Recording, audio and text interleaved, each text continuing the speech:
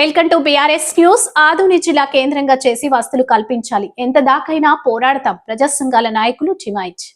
ఏనూర్ అహ్మద్ ఆదోని జిల్లా సమితి వ్యవస్థాపక అధ్యక్షుడు, ఎంహెచ్పిఎస్ రాష్ట్ర కార్యదర్శి ఆదోని జిల్లా కోసం ఆదోని జిల్లా సమితి ఆధ్వర్యంలో ఆదోని ఎన్జిఓస్ భవనంలో నూర్ అహ్మద్ అధ్యక్షతన ఉపాధ్యాయులు, విద్యార్థులు, ఎన్జిఓస్ ప్రజా సంఘాలతో జరిపిన రౌండ్ టేబుల్ సమావేశం ఏర్పాటు చేయడం జరిగింది.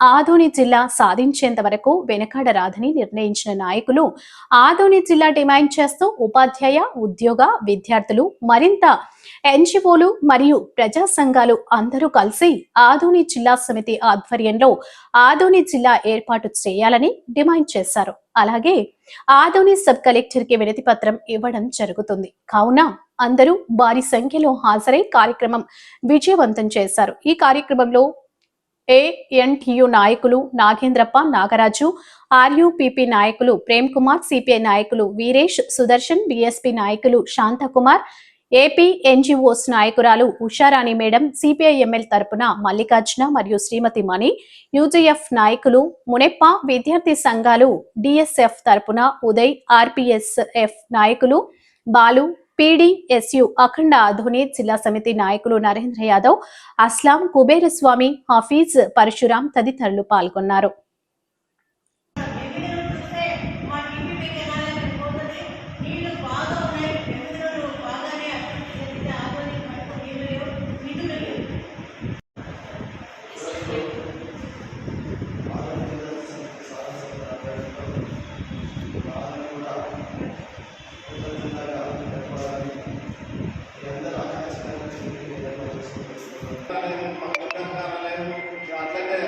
విద్యా సంస్థలు, వైద్య సంస్థలు, ఇట్లా అనేక పెద్ద పెద్ద కార్యాలయాలు కూడా ఏర్పడతాయి. కాబట్టి అవన్నీ రావడం వల్ల ఈ ప్రాంతానికి సంబంధించిన ఇతర జిల్లాలకు కూడా ఇక్కడ రావడానికి రాకపోతారు. వ్యాపారాలు కూడా ఆదోళన ఉన్నటువంటి అన్ని వ్యాపార సంస్థలు కూడా అభివృద్ధి చెందిన హోటల్ అయితేనే వివిధ రంగాలకు సంబంధించిన వ్యాపారాలు కూడా అభివృద్ధి చెందుతాయి. అట్లనే మనం ఆదోని జిల్లా అయితే ఇక్కడ మరియు జిల్లా సమితి ఉద్యమాభివందనాలు. ముఖ్యంగా మన అంశంలో అజెండాలో ఈరోజు నూర్ అహ్మద్ గారిని మన అభినందించాలా. ఎందుకంటే మనకు అనేక ఉద్యమ అనుభవాలు ఉన్నటువంటి పరిస్థితి ఉన్నాయి.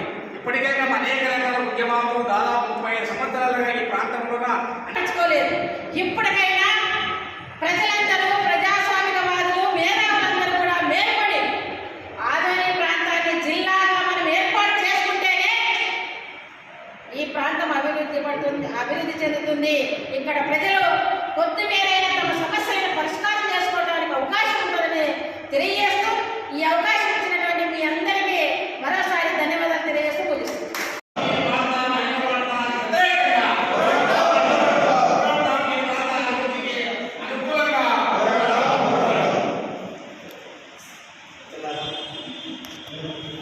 ఎమిగనూరు ప్రాంతంలోన రోజుకు 2 పూటలు నీళ్ళు రావడం, ఆదోని ప్రాంతంలో మరి అర్హత ఉన్నటువంటి ప్రాంతం అని డివిజన్ని నేను మరి మీ సమూహంగా తెలియజేస్తున్నా. కాబట్టి ఈ యొక్క అవకాశాన్ని పోనీయకుండా భవిష్యత్తులో మనం పెద్ద ఎత్తున కనీసం 1000 మందితో ధర్నా చేసి, ర్యాలీ చేసి ఖచ్చితంగా ఈ యొక్క జిల్లాను సాధించుకోవడానికి మనం అందరూ కూడా కంకణబద్ధులుగా మరి కలిసికట్టుగా ఉండాల్సినటువంటి అవసరం ఎంతైనా నేను తెలియజేస్తున్నా. కాబట్టి ఎందుకంటే ఈరోజు ఆదోని రోడ్డు చూస్తుంటే చాలా బాధాకరం. ఎంతమంది ప్రాణాలు కోల్పోతున్నారు. అదే జిల్లా అయితే ఖచ్చితంగా రోడ్లు వేయడానికి తప్పకుండా అవుతుంది. అంతేకాకుండా పరిశ్రమలు వస్తాయి, అన్ని విద్యా సంస్థలు వస్తాయి, తర్వాత మెడికల్ కాలేజీలు అన్ని కూడా సాధించుకోవడానికి అవకాశం ఉంటుందని నేను సభముఖంగా తెలియజేస్తున్నా.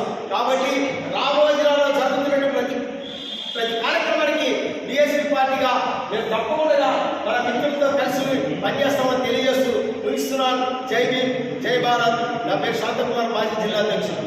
సంవత్సరాల నుంచి పోరాడుతూనే ఉన్నాం. ఏదో ఈ పులిపాన్ మహారాష్ట్రలో అందరికీ మరి సిద్ధేశ్వర సంబంధించిన ప్రాజెక్టు సంపూర్ణంగా కట్టాడయ్యా మా ఫార్మర్స్ వరుస బోర్. ఆ ఉద్యమానికి ఆదోని జిల్లా సాధన సమితికి విద్యార్థులంతా కథం దొక్కించి అవసరమైతే జిల్లా సాధనతో పాటు విద్యార్థి సంఘాలను, అన్ని సంఘాలు, ప్రజా సంఘాలు కలుపుకొని పెద్ద ఎత్తున ఆందోళన కార్యక్రమాలు రాష్ట్ర ప్రభుత్వానికి వినిపించే విధంగా ఈ జిల్లా అయ్యేంత వరకు ఉద్యమాలు